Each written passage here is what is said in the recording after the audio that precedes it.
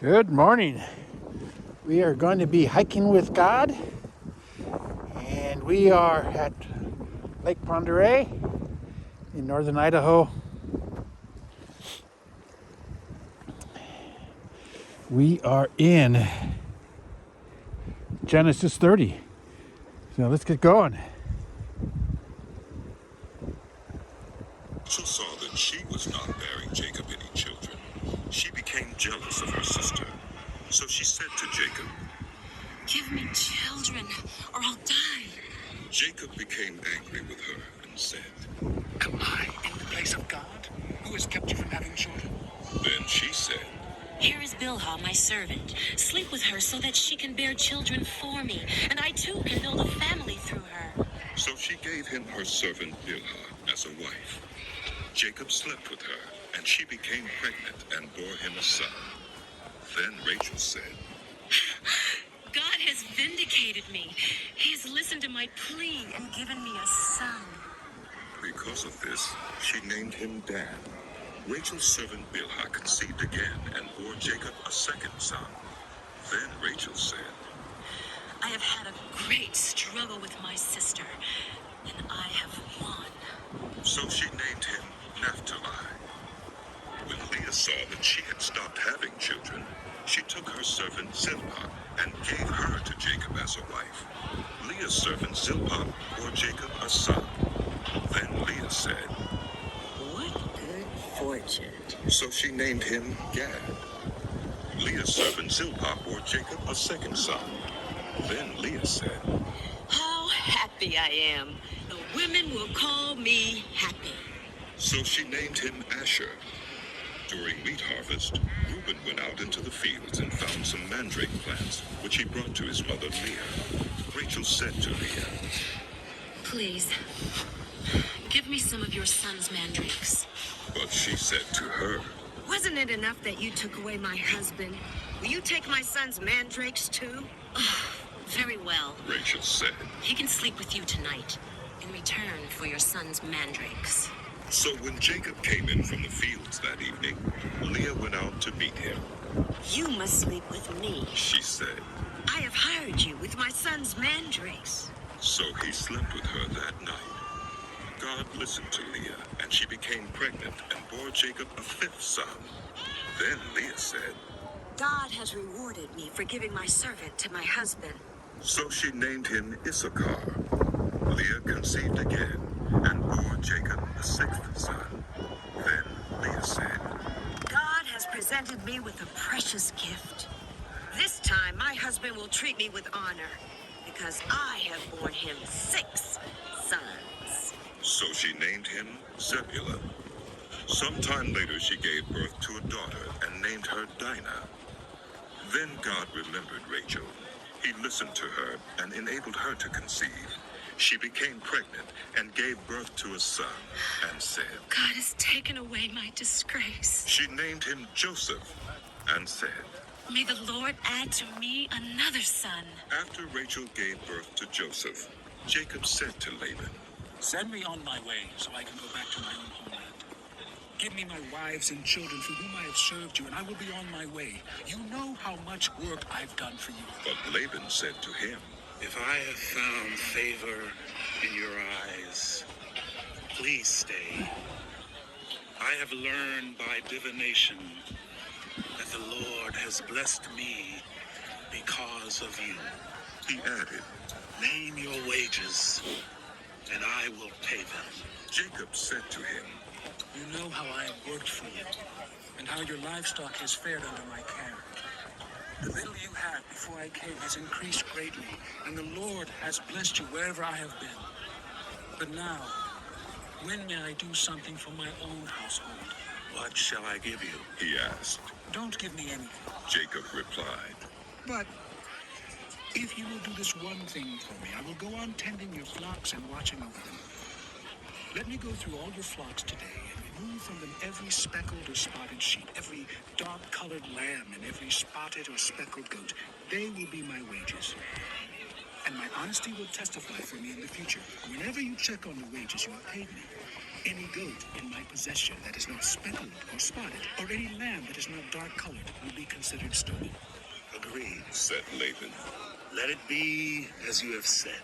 That same day he removed all the male goats that were streaked or spotted, and all the speckled or spotted female goats, all that had white on them, and all the dark-colored lambs, and he placed them in the care of his sons. Then he put a 3-day journey between himself and Jacob, while Jacob continued to tend the rest of Laban's flocks. Jacob, however, took fresh-cut branches from poplar, almond, and plane trees, and made white stripes on them by peeling the bark and exposing the white inner wood of the branches. Then he placed the peeled branches in all the watering troughs, so that they would be directly in front of the flocks when they came to drink. When the flocks were in heat and came to drink, they mated in front of the branches, and they bore young that were streaked or speckled or spotted. Jacob set apart the young of the flock by themselves, but made the rest face the streaked and dark-colored animals that belonged to Laban. Thus he made separate flocks for himself, and did not put them with Laban's animals. Whenever the stronger females were in heat, Jacob would place the branches in the troughs in front of the animals, so they would mate near the branches. But if the animals were weak, he would not place them there. So the weak animals went to Laban, and the strong ones to Jacob. In this way the man grew exceedingly prosperous, and came to own large flocks, and female and male servants, and camels and donkeys. Jacob heard that Laban's sons were saying, Jacob has taken everything our father owned, and has gained all this wealth from what belonged to our father. and Jacob noticed that Laban's attitude toward him was not what it had been. Then the Lord said to Jacob, Go back to the land of your fathers and to your relatives, and I will be with you. So Jacob sent word to Rachel and Leah to come out to the fields where his flocks were. He said to them, I see that your father's attitude toward me is not what it was before, but the God of my father has been with me. You know that I've worked for your father with all my strength, yet your father has cheated me by changing my wages 10 times. However, God has not allowed him to harm me. If he said, the speckled ones will be your wages, then all the flocks gave birth to speckled young. And if he said, the streaked ones will be your wages, then all the flocks bore streaked young. So God has taken away your father's livestock and has given them to me. In breeding season, I once had a dream in which I looked up and saw that the male goats mating with the flock were streaked, speckled, or spotted. The angel of God said to me in the dream, Jacob. I answered, Here I am. And he said, Look up and see that all the male goats mating with the flock are streaked, speckled, or spotted, for I have seen all that Laban has been doing to you. I am the God of Bethel, where you anointed a pillar and where you made a vow to me.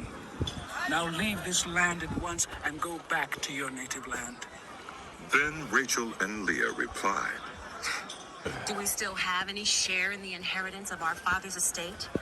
Does he not regard us as foreigners? Not only has he sold us, but he has used up what was paid for us. Surely all the wealth that God took away from our father belongs to us and our children. So do whatever God has told you. Then Jacob put his children and his wives on camels, and he drove all his livestock ahead of him, along with all the goods he had accumulated in Padan Aram, to go to his father Isaac in the land of Canaan. When Laban had gone to shear his sheep, Rachel stole her father's household gods. Moreover, Jacob deceived Laban, the Aramean, by not telling him he was running away.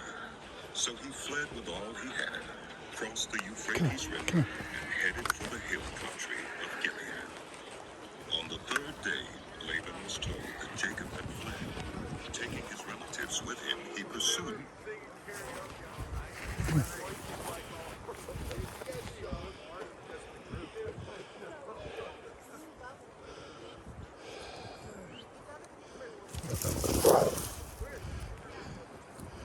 Good morning.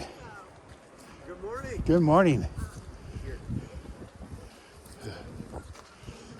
You got the warm jacket on.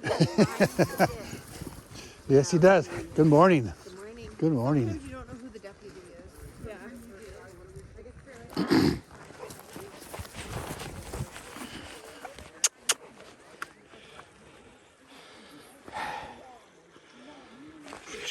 7 days and caught up with him in the Come hill on. country of Gilead. Come on. Then God came to Laban the Aramean in a dream at night and said to him, Be careful not to say anything to Jacob, either good or bad. Jacob had pitched his tent in the hill country of Gilead when Laban overtook him, and Laban and his relatives camped there too.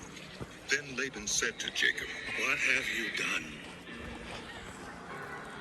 You've deceived me, and you've carried off my daughters like captives in war. Why did you run off secretly and deceive me? Why didn't you tell me so I could send you away with joy and singing to the music of timbrels and harps? You didn't even let me kiss my grandchildren and my daughters goodbye. You have done the foolish thing. I have the power to harm you. But last night, the God of your father said to me, be careful not to say anything to Jacob, either good or bad. Now you have gone off because you long to return to your father's household. But why did you steal my gods? Jacob answered Laban, I was afraid because I thought you would take your daughters away from me by force. But if you find anyone who has your gods, that one shall not live. In the presence of our relatives, see for yourself whether there is anything of yours here with me. And if so, take it. Now Jacob did not know that Rachel had stolen the gods. So Laban went into Jacob's tent, and into Leah's tent, and into the tent of the 2 female servants, but he found nothing. After he came out of Leah's tent, he entered Rachel's tent. Now Rachel had taken the household gods and put them inside her camel's saddle, and was sitting on them. Laban searched through everything in the tent, but found nothing. Rachel said to her father, Don't be angry, my lord, that I cannot stand up in your presence. I'm having my period. So he searched, but could not find the household gods. Jacob was angry and took Laban to task. What is my crime? He asked Laban, How have I wronged you that you hunt me down? Now that you have searched through all my goods, what have you found that belongs to your household? Put it here in front of your relatives and mine, and let them judge between the two of us. I have been with you for 20 years now. Your sheep and goats have not miscarried, nor have I eaten rams from your flocks. I did not bring you animals torn by wild beasts. I bore the loss myself. And you demanded payment from me for whatever was stolen by day or night. This was my situation. The heat consumed me in the daytime and the cold at night, and sleep fled from my eyes. It was like this for the 20 years I was in your household. I worked for you 14 years for your 2 daughters and 6 years for your flocks, and you changed my wages 10 times. If the God of my father, the God of Abraham, and the fear of Isaac had not been with me, you would surely have sent me away empty-handed. But God has seen my hardship, and the toil of my hands, and last night he rebuked you. Laban answered Jacob, The women are my daughters, the children are my children, and the flocks are my flocks. All you see is mine. Yet what can I do today about these daughters of mine, or about the children they have borne? Come now. Let's make a covenant, you and I, and let it serve as a witness between us. So Jacob took a stone and set it up as a pillar. He said to his relatives, Gather some stones. So they took stones and piled them in a heap, and they ate there by the heap. Laban called it Jegar-sahadutha, and Jacob called it Gilead. This heap is a witness was called Gilead.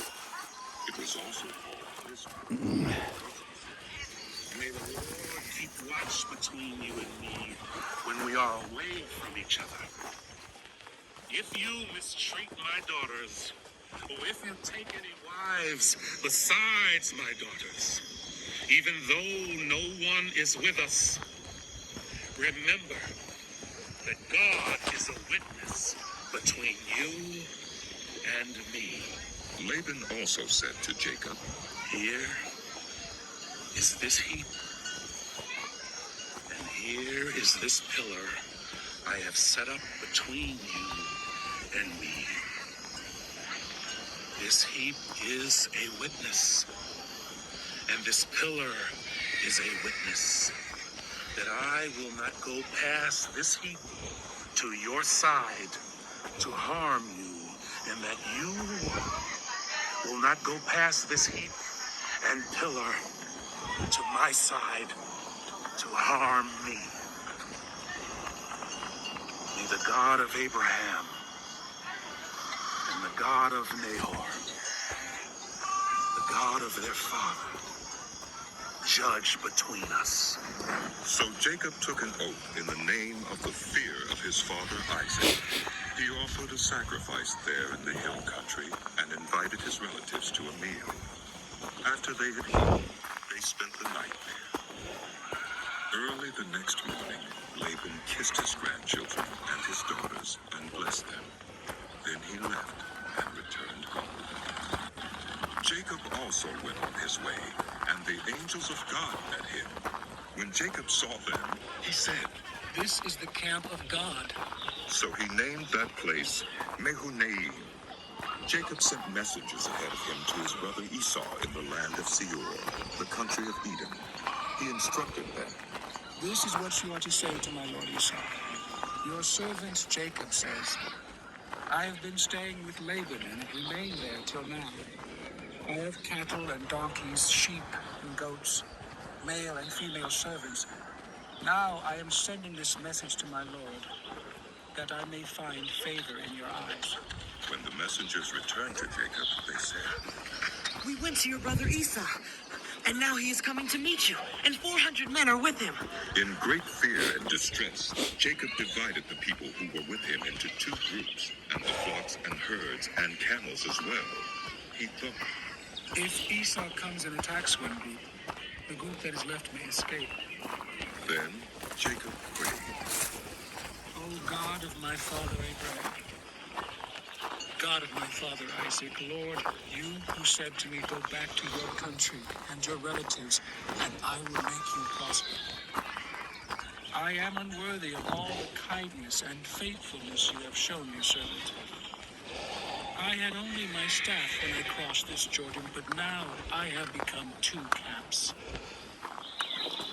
Save me, I pray, from the hand of my brother Esau, for I am afraid he will come and attack me, and also the mothers with their children. But you have said, I will surely make you prosper, and will make your descendants like the sand of the sea, which cannot be counted. he spent the night there, and from what he had with him, he selected a gift for his brother Esau, 200 female goats and 20 male goats, 200 ewes and 20 rams, 30 female camels with their young, 40 cows and 10 bulls, and 20 female donkeys and 10 male donkeys. He put them in the care of his servants, each herd by itself, and said to his servants, Go ahead of me and keep some space between the herds. he instructed the one in the lead, When my brother Esau meets you and asks, who do you belong to, and where are you going, and who owns all these animals in front of you, then you are to say, they belong to your servant Jacob. They are a gift sent to my lord Esau, and he is coming behind us. He also instructed the second, the third, and all the others who followed the herds.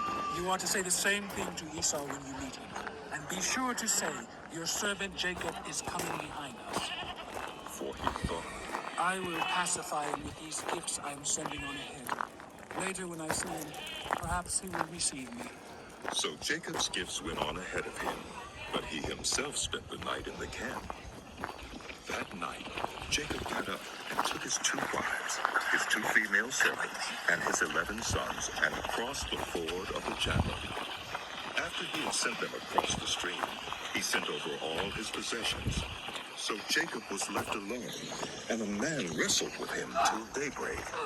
When the man saw that he could not overpower him, he touched the socket of Jacob's hip, so that his hip was wrenched as he wrestled with the man. Then the man said, Let me go, for it is daybreak.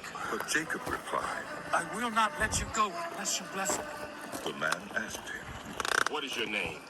Jacob. He answered. Then the man said, Your name will no longer be Jacob, but Israel, because you have struggled with God and with human beings and have overcome. Jacob said, Please tell me your name. but he replied. Why do you ask my name? Then he blessed him there. So Jacob called the place Peniel, saying, It is because I saw God face to face, and yet my life was spared. The sun rose above him as he passed Peniel, and he was limping because of his hip. Therefore, to this day, the Israelites do not eat the tendon attached to the socket of the hip, because the socket of Jacob's hip was touched near the tendon. All right. That ends today's study. I hope you all enjoyed, and we'll see you next time.